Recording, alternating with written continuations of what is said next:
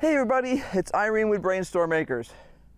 And this morning we are scrambling around a bit to get as much done as we can before any potential storms come in this afternoon. We're not supposed to have rain this afternoon, but then we weren't supposed to have rain yesterday either. So the first thing I'm going to do is strip off this row cover this morning.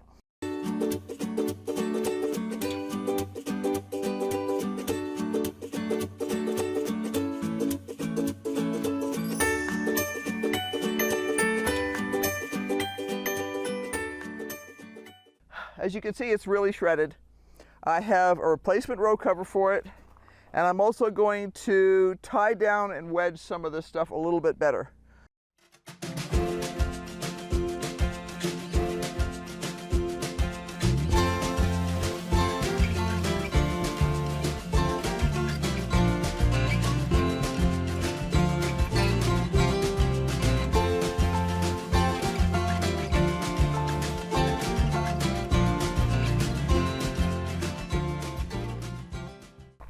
And let's see if we can reset this so it's likely to stay better. Usually by this time of the summer, I actually take these off. And it's been kind of unique in the fact that we've had such bizarre weather this year that I didn't want to take it off. I wanted to protect things as well as I could. The problem is that once you have your plants really big, they don't really want to be under anything like this anymore. These plants are still a little bit damp, so I'm hesitant to touch them too much because I don't want to promote disease. These plants here have become problematic. They really shouldn't be covered, and I had planned to remove this probably a month ago. And the weather has just been so iffy that I was trying to provide them with some protection, but it's become obvious that at this point they just need to come off, like it or not.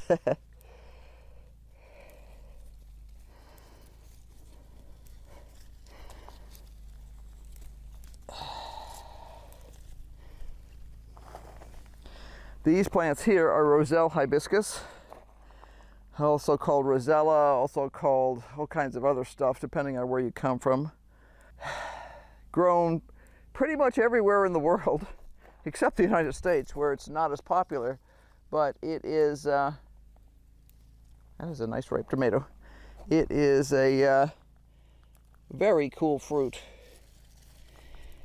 And here it would be grown as, see, that's a Wisconsin 55. Here it would be grown as an annual, but in some places in the world it can be grown as a perennial. Just dropped a tomato. There we go. Okay, that's Wisconsin 55, but these are Granadero, I could tell by the shape. The plants are so intertwined you can't even sort it out anymore. But fortunately I know what the tomatoes look like rather. So, all right, let's get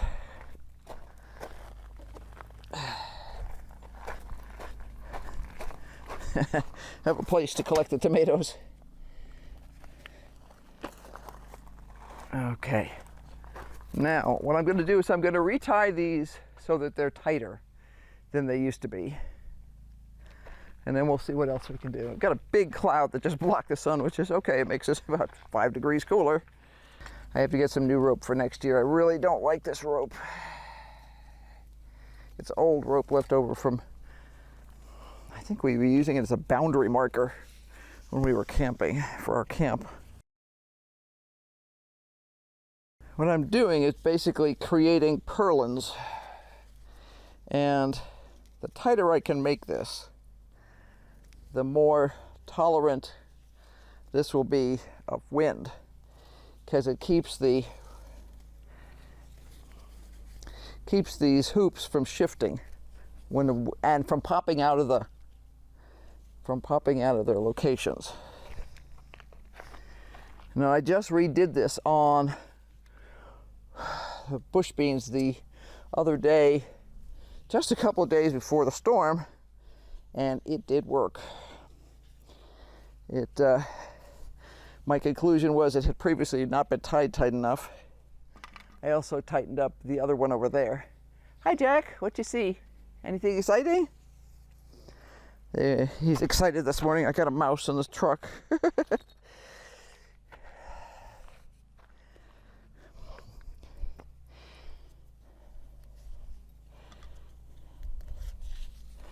What I'm doing is I'm kind of tying this on both sides to try and keep it more stable. Ideally, this would actually have a permanent purlin of some sort. We tried it once with zip ties. That didn't work. Zip ties don't hold up here because of the UV. Even if you get the UV stabilized ones, they still very rarely make it through a season because we're high altitude.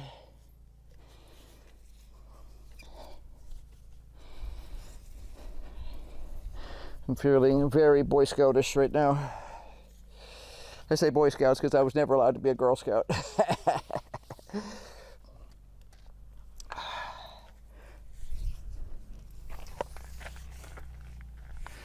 Okay, let's see. I'm going to move this over one spot.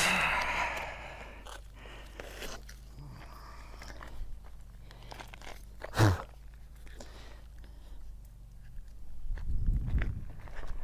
trying to maintain some tension on this here.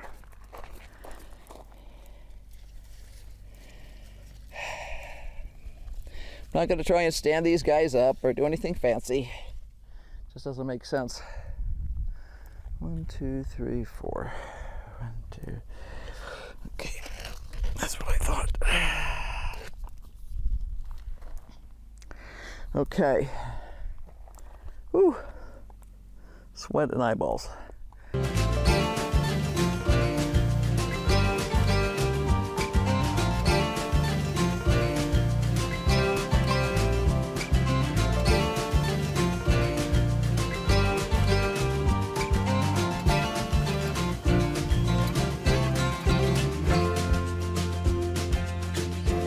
Okay, that is nice and tight.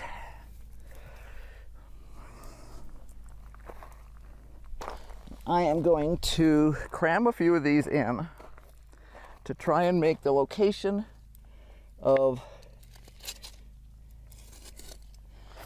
some of these more stable. So, for instance, it's kind of leaning in this direction here. Great, let's put a rock there so it can't go in any other direction.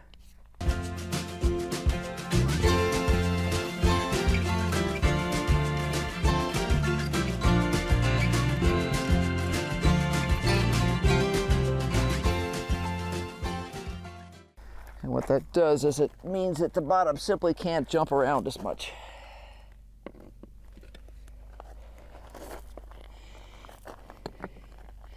It just keeps it from moving quite as far. The less these can move, the better off we are.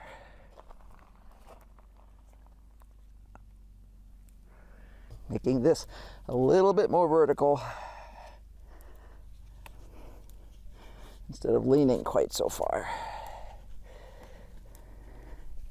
Because I really don't want to cover up the roselle that much. There we go. And now, I'll wedge a rock right in there. I think Henry is busy transferring water from one location to another. I'm not sure. So let me get a couple more things set up here. And then I'll go, he said, grab him when I'm ready. So I'm like, okay, we can do that. What those plastic bottles do is they keep the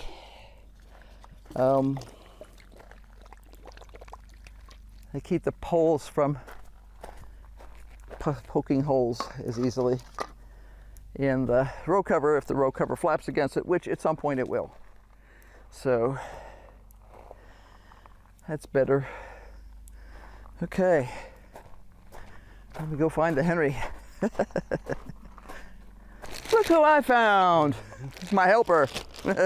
He was busy pumping water from the rain storage tank into our regular use tanks. So, whew, this will be longer than we need it to be, but that's okay. I'm not sure which way it's folded.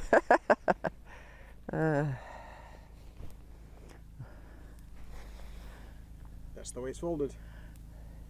Yeah, but this is twice. In other words, this is thick here, which is fine. Maybe we'll just leave it that way. Should be 50 feet long, I think.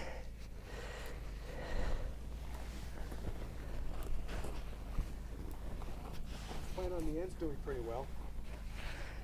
Yeah. In fact, they're doing very well. Okay. Well, I'm thinking we'll leave it doubled. What do you think? Okay, which way you want to double it? Well, we just let it undouble now, I guess. So, okay.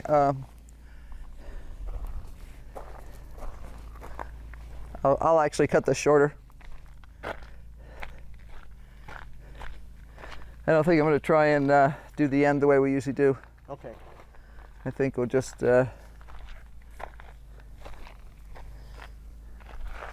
I can't grab it. What are you trying to do? I'm trying to pull it back to the west. All I'm trying to do is get it over the hoops and not worry that much about much past the end.